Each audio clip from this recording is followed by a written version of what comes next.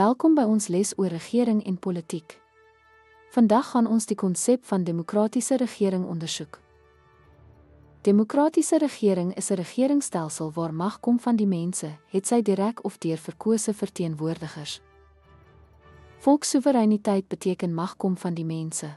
Byvoorbeeld, Suid-Afrika se verkiesings van 1994 het apartheid beëindig en begin meerderheidsregering.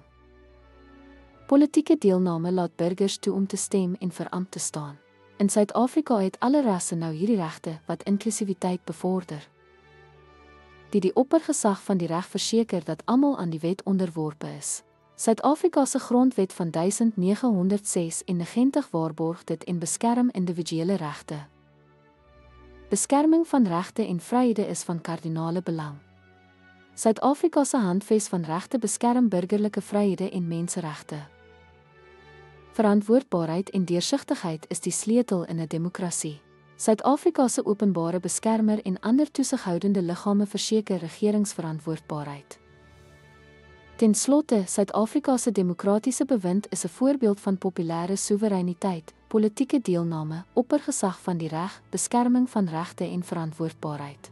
Dankie dat u hierby aangesluit het. Lesing.